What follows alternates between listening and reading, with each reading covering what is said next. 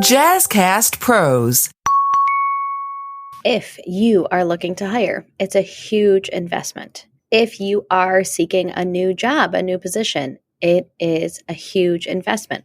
You have talents, you have resources that you can use to leverage regardless of what side of hiring you are on. In today's episode, I chat with Joi Rinaldi, who's the COO of CPS Recruitment that serves both companies and job seekers as a matchmaker. Maybe you've been in a specific job or role for a long time and you're not sure how that translates to other niches. Maybe you haven't hired in a while or are looking to make your first hire and you're not really quite sure where to start searching. I'm going to talk about all those things with Joi today. She really has such a big breadth of experience in the role and can really help you identify things that maybe you don't realize you have as leverage to use regardless of what side of hiring you are currently on. The biggest through line I will pull, and you're going to hear this multiple times throughout our conversation today, is ask for help. It is something I struggle with. It's something a lot of us struggle with. And so if you need to hear that message, you definitely need to listen to this episode. So without further ado, let's chat with Joi. Welcome to High Vibe Table Talks, the podcast to help you, the current or aspiring solopreneur, navigate the messy middle so you can make both an income and an impact. Hi, I'm Rashawn, and I love creating safe spaces for women to be courageous in their dreams. I am very excited to have today's guest, Joi. Welcome to the table. Thank you. Happy to be here. Awesome. I always like to start this conversation introducing my audience to you. So can you tell us who you are, where you're located, and then who you serve? Sure, absolutely. So my name is Joi Rinaldi. I'm the COO of CPS Recruitment. We're a women-owned business, almost 40 years.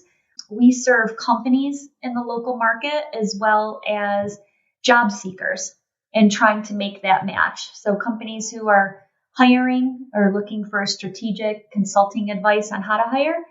And the job seekers, same thing. People might just need some advice. Maybe they haven't been in the job market for a while, but they want to put their toe in the water and see what opportunities might be out there. Or they might have lost their job and looking for a new opportunity. So we speak to all of that. Part of why I wanted to kind of have you on is for people who are looking to make their first hire. And so kind of any advice for someone who is like, okay, I know I need another set of hands. Any advice on like when you think that process should start, what you think that process should look like, how they should kind of test the waters for the type of person that they would be looking for to add to their team. Do you have any thoughts on that? Sure. Yeah, absolutely. I think it's really important that they don't wait until they're drowning in work. So starting sooner rather than later. If you wait, it's going to feel like desperation and you may make the wrong hire. So I think it's really important to not rush the process and to not settle for a less than ideal candidate. So paying attention to early warning signs. If you had asked for their first hire. So if it's a startup company and they haven't had anybody yet, that could be a very different scenario than if they think somebody might be leaving their company. So I would say it's an investment to hire somebody. So as soon as you're even thinking about it, you should start putting your feelers out for who might be out there. Mm-hmm. Are there mistakes that you see, because you do work with job seekers, are there mistakes you see from the companies that hire them where people come back to you and go, that wasn't a good fit, or like the company did this upon the hiring process and I really disliked it? Yes, we do see that. And I think that's typically when somebody is in a rushed scenario where they're like, okay, I'm just going to find, if I meet 3 people, I'm going to pick the best of the 3 versus going, are any of them even the right 3 to pick from? Mm-hmm. So having a network before doing that is important. And then the question becomes, well, how do you build a network? So I think just talking to as many people as you can within your circles, because your personal circles can become your professional circles, which can become your personal circles. So it's all intertwined. I'm a big believer in networking, asking for help, asking for referrals, and just putting it out there. Hey, I'm looking to hire this type of person. Do you know of anybody? Mm-hmm. Because you never know who somebody is having dinner with the next night, or maybe that had dinner with the week before. Or maybe somebody hosted a barbecue and they met somebody whose cousin is looking for work. It's just when we don't ask the question, we miss an opportunity. So to me, being as transparent as possible and asking for help, humans tend to want to help each other. Mm-hmm. So I think sometimes using that word, even, I could use your help. Who do you know? Can you point me in the right direction? Can you make an introduction? So a lot of time, you had asked about making the mistake, right? I think it might be hiring for the wrong thing is where people might make mistakes as well. So if you're rushed and you hire the wrong person because you don't have the right candidate pool, that's one thing. But you also might think you need one thing, but you actually needed something different. So that often can come into play, especially with smaller companies, in making a bad hire. So looking for well-rounded people and what I would call transferable skills. A lot of times people may think I need these 10 things in a person, but we might be missing the soft skills of the transferable skills. And what I mean by that is attitude, adaptability, things that you can't see on a resume, things that you might not get out of a conversation. So maybe posing questions that are more behavioral based as well, to say, tell me about a time versus do you have experience with this, where it's close-ended and somebody is just going to say yes or no. If you tell me about a time where you had a difficult encounter, how did you handle it? The interviewer might get something out of that they didn't even know to ask. And then it leads into more questions. Tell me more. And that could help them decide they could handle this job pretty well because of this experience. Or the way they handled that is not how I want my customers to be treated. It could go either way. And I think that entrepreneurs do get down into the nitty gritty. This is our baby. This is our business. This is what we're touching and doing every single day. And so being able to take a step back and say, okay, how do I want someone to handle this emotionally? Maybe they're not going to answer my email exactly how I would answer it, but are they going to answer it empathetically in a good time manner and have a good sense of what the right thing to do is versus they are going to be a parrot for me. Exactly. Because to that point of what we just talked about, you might have the technical skills, but if you don't have those soft skills to handle a situation, and or a poor attitude, that could really affect the business in a negative manner. Mm-hmm. So with those sorts of things, like how do you, because from what I'm hearing from a lot of different places is there are people looking for jobs and it can be hard to find them. And so how do you make yourself stand out, whether you are someone applying for jobs or someone looking for new employees? Like how, you just get inundated with resumes and emails and that sort of virtual communication. Mm-hmm. So how do you make yourself stand out? How do you look for things from others that kind of are a signal of like, oh, I need to research this person more? Right. Yeah, that's a great question. And I think that's when you just post an ad out there, that's what you're going to get, right? You're going to get, and you're going to get either somebody internally screening for buzzwords. You're going to have AI screening for buzzwords where you're not getting to know the person at all. It literally is just a piece of paper being put through an email or some kind of a tool. So I would say, two things. If you're a job seeker, the same applies, asking questions. Hey, who do you know that's hiring? Who do you work for? Do you like working there? So doing your research on the companies. I think, post-COVID, there's a lot of hybrid or remote opportunities that were never afforded to the candidate pool in the past. And of course, it depends what your job is, right? If it's something that you need to be on site for versus being able to be in a remote or hybrid opportunity. That's very attractive to people right now. So a lot of times if companies offer those, that's what's setting themselves apart from other companies who don't offer that. But maybe the benefits aren't as great. Maybe the culture is not as great. So doing your research. If you went to college, I'm a big proponent of reaching out to alumni that maybe work for the company, saying, hey, you don't know me, but you work for XYZ company. I was thinking of applying there. Can I take you for a cup of coffee or lunch? I'd love to pick your brain. I think that's really important, to do as well. And then from a company standpoint, standing out, it's just what are their benefits, what they're offering. It's really important to put that in the job description.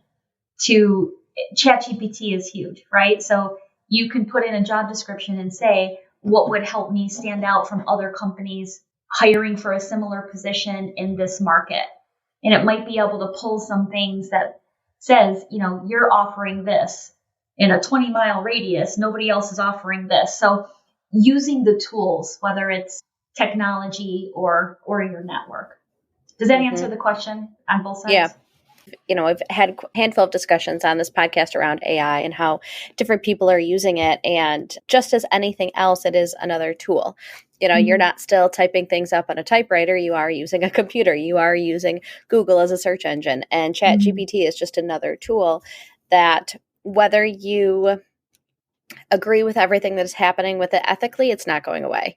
And so I'm a big proponent of learn about it, teach it about your voice, your brand, how you speak. And so then understanding it to prompt it to get the most out of it is what, in my opinion, will benefit us the most. Right. So that's interesting to even use it, and how do you find best promoting your, the soft skills piece of it?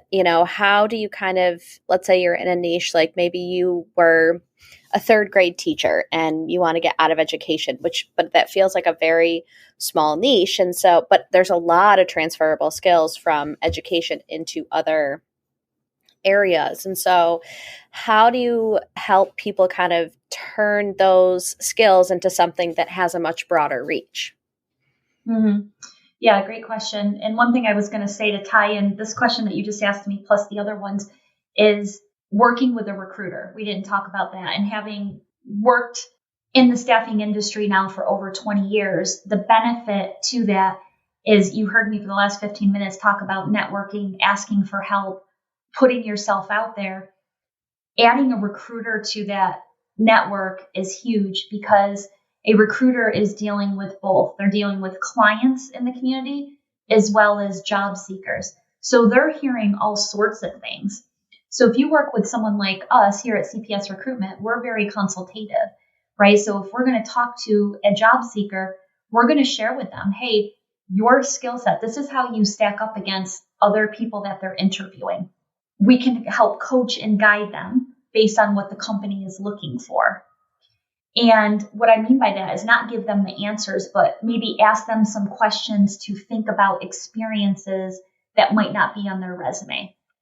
For example, this is a really important attribute to this company. Can you think of a time where you had to demonstrate that throughout your experience? It's not a right or a wrong answer. There isn't a right or a wrong answer. It's just helping the person to think through, oh, yeah, I guess I have done that. I just never really thought of it that way. So sometimes using a recruiter is very helpful. And then companies, we can talk to them, because a lot of times they'll say, here's the position I have, here's the pay. Is this competitive in the market? Well, we are working with 3 or 4 other companies in the market, in the area, that are probably 10% less or 10% more, or they offer hybrid, or they do this. So we try to get them doing the same thing, thinking about, can you expand what this position is just a little bit? If it's a big company, sometimes that answer is no, it is what it is. I need somebody on site 5 days. There's no flexibility. There's no consultative or strategy approach. It just is what it is. But for those partners, we try to think of ourselves as an extension of their HR team. So we want to represent the company as best as we can as an extension of them. A lot of times companies aren't in a position where they're hiring all the time. So if it's only a couple of times a year, it's not at the forefront of their mind how to do it and how to be successful. So partnering with a recruiter can really help bridge those gaps, maybe answer some questions to best market themselves in the position to find the best hire. Yeah, because from what I have heard based on the data, and you will absolutely know this better than me, like hiring the wrong person is a lot more expensive than working with someone like a recruiter to find the right person. And even if you are seeking a job, you may get the right job based on your needs, your lifestyle, your expectations. And so the ROI of it can seem maybe for like a business higher upfront, but the end cost is probably a lot lower. Correct. And that's why I said in the beginning, it's an investment. It's not just an investment from the company, but it's an investment on the job seeker as well when accepting an opportunity. If that not only affects them, but if they have a family, it's going to affect their family. So can they afford it financially? Is it the right culture they want to be in so that they're happy, going to work, coming home from work? Is it the right environment? And one thing I always say to people, especially job seekers, because a lot of times they think the companies have the upper hand, but it's a decision for both of them. And you want it to be a good fit. And it doesn't make anybody a bad person if it's not a good fit. They saw the process through, an introduction was made, they had a conversation. Sometimes it helps them really understand better, if it's a job seeker, what they do want. Maybe they thought that was what they wanted, but after the conversation, they thought, "Ooh, I think I'm more geared towards something else." Same thing with the company. They may really like the sell of whoever that person is, but after meeting with them, they really liked the person, thought they were a great person, but realized they might need somebody in a little bit of a different area. So that's why it's important to talk to more than one person. It's important to talk to many people to make sure you're flushing those types of things out so that you don't make a bad hire, so that you don't make a bad investment. And it's a big deal. It's a big deal for both parties. Yeah. I want to say this with like the utmost like empathy for people, because being in a position where you just need a job and you need a source of income and money is tight like that, I don't want to diminish those emotions at all, because that is really hard. And so it can be like, well, do I take no job, and stress about money until who knows what comes along? Or do I take this and, it may not be the perfect fit. And so one thing I will say too, and I think this kind of mirrors what you were saying, is like, no decision is forever. Like, you don't want to hire the wrong person, or you don't want to be in the wrong job, but maybe sometimes momentum is momentum, and seeing it through and then saying, oh, maybe that was the wrong hire, or maybe it's not a great fit, and then pivoting from that decision it can feel hard, but I think it's beneficial for both sides. Yeah, it can feel hard. And my advice on that is to address it as soon as possible and not let it linger. Because the longer you let it linger, the more resentment that could come from both parties. And the more costly it can become by keeping a bad hire in the seat. And again, a bad hire doesn't mean a bad person. I believe very much that there's a lid for every pot, if you will, right? Yeah. But the environment that somebody's in, or the opportunity somebody is in, can be unique to a person. And it depends, on the level of the job or the type of job, where it might be very repetitive, or you need 50 of the same type of skill set. You're talking about different things depending on the job. And I get that. And I appreciate you saying that, diminishing that, because if you're not in somebody's shoes, you don't know why they're looking for a new job. You don't know why they're going to accept a job. The best I can do, or we can do in the staffing industry or recruitment industry, is consult, guide, let them make their own decision, but just give them things to think about. And hopefully they have those people in their lives, if it's not a staffing firm, family, friends, asking those thought-provoking questions, versus just going, are you just taking this because you need a paycheck? And again, sometimes that's the case, and that's okay. Yeah. And I think, one of the things that you talked about too, and we talked about before this, but is like building that community before you need it. Because if you are suddenly without a job or whatever the case may be, building that network before you need it and being proactive about it is really important. It is. And a lot of times people don't realize everybody has somewhat of a community. They may just not think of it that way because maybe it's not their day-to-day conversations. And that's why I said dinners, barbecues, whatever formal or informal gatherings people are having, subjects come up. And just putting yourself out there, asking for the opportunity is maybe uncomfortable for some people. Yeah. But we all do have a community if you take a step back and think about it and go, oh, I never really thought of it that way, but I guess I should float that question out or text that person and say, hey, do you know of anybody I could speak with? Again, those questions will hopefully kind of, spider out or spread out so that introductions are made. As entrepreneurs, we definitely know about putting ourselves outside of our comfort zone frequently. I talk about it a lot with sales, but recently I was at a concert with my sisters and we were pretty high up. And so during one of the opening acts, I went to guest services and I was like, hey, our seats are pretty high and it's kind of bothering my sister's vertigo. Like, are there any lower seats that we could have? And she was just like, sure, here you go. It got us like pretty good seats, like just for asking the question. And so it's just another example of like, you have to put yourself out there sometimes and ask the uncomfortable question because you don't know what the answer is going to be until you ask it. Exactly. And I just think of those as if we don't ask the question, it's a missed opportunity either way. The worst somebody can say to you is no. Okay. Mm-hmm. Were you kind about it? Were you polite about it? Were you asking for the right reasons? Then it's okay. It's okay if the answer is no. You have to expect that.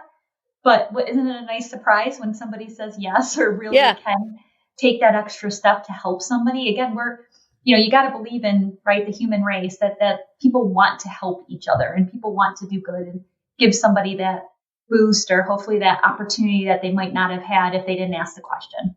Yep. Yeah. Definitely. And one last pivot before we get into the lightning round questions. But I know that you also have the experience of being a spin instructor. So can you tell us a little bit about your thoughts on, the importance of making sure that you take time for things like spin class or whatever that movement type is for yourself? Yeah, absolutely. So I'll say for me as a leader, I think it's very important to I'll start with this. Exercise isn't just a physical activity. It also helps with mental clarity, stress management, and even decision making. So the more clear I can be in my own being, right, personally or professionally, it helps me to relate to other people and to be better at my job. And I think that could be true. And that I'm in a leadership position. And I would think that would be true for any leader if they do that. But you don't have to be in a leadership position. Just it's a necessity to perform the best you can, to have that mental and physical clarity and just moving. So whether you can come to a spin class, which I would love, to promote, but just walking, getting up and walking for 10 minutes around the office, around if you're working in an office, if you're at home, just moving around in the room, taking a walking meeting, standing up at a stand-up desk, prioritizing that time for yourself, again, will make you a better leader if you're a leader, a better employee if you're an employee, or even a better business owner if that's the case, because you'll have more energy and focus if you can make time for yourself. And I always say I think it's less than 4% of your day for 1 hour exercise. If it means 15 minutes 4 times a day to get that hour in, if it means just buckling down and getting that hour in, whatever that means to you and however you can fit it in, my advice is to do it. Yeah. I could talk a lot more about that, but we are getting up on time, which is so crazy. It always goes by so fast. So Joi, are you ready for the lightning round questions? Okay, I'm ready. What is a must-read book? I am reading a book right now. Let me just grab it because it's really good. Hang on. Win the Relationship, Not the Deal by Casey Jacobs. Oh. Gacox. I think relationships will win you the deal. It's, again, putting yourself out there. I feel like that's been my theme this whole way. You don't have to go for the hard sale all the time. Asking somebody for help, following up on doing what you say you're going to do goes a long way with people, right? So it's all about the relationship. Awesome. What does creativity mean to you? That's interesting, asking that of a numbers person, because I would think I'm not very creative. I'm black and white. 1 + 1 = 2. But to me, being creative is getting out there, making self for your time so that you can have clarity and make better decisions. Yeah. What is the best piece of advice you've ever received? The best piece of advice I ever received was to invest in 401k even when you thought you didn't have the money to do it. And what I mean by that was my first job out of college. I was living paycheck to paycheck, and a mentor said to me, I want you to put 10% of your paycheck in your 401k. And I thought, but I need that. I need that for rent. I need that for gas. I need that for whatever. She said, Joy, it's before your first paycheck, you won't miss it if you invest it. And that was the best advice I had ever received. I love that. What is something that's on your bucket list? Travel more. And I don't even have necessarily a destination in mind, just to do more trips, whether they're day trips or exploring a new island or country. I think it's so important to go out there and see the world and spend it with friends and family. And last question is, what is the coolest thing you've done over the past year or are currently working on? Gosh, I feel like I should have something at the tip of my fingers here, and I don't. The reason I like to ask it is because a lot of people don't think about and like to promote the stuff that they do, because it's just like, oh, that's just what I do. That's just but it's a little opportunity to brag a little bit about yourself. It is. Well, one thing I can say that I have upcoming is a mentorship annual program that we do for women in the community. I did it last year for the first time. I was invited back this year. So I don't know if that's the realm, it's professional, but I do think it's very cool. I feel very empowered to be able to meet such amazing women. They're calling me the mentor, but I learned so much from these people that I meet, anywhere from students in college up through people looking to transition their career potentially into retirement, but they don't want to retire fully. They want to still have a part-time job because they're not ready for that commitment. So just having these conversations and learning, I feel very honored that I can do that. That's awesome. Awesome. Perfect. Thank you so much for sharing. Thanks for joining the podcast today. This was really, really great. I appreciate the conversation. I do as well. Thank you for having me. If you like that episode, please leave a review. Those are always so helpful on whatever platform you listen to this. Until next time, remember that big dreams and small steps will transform your life.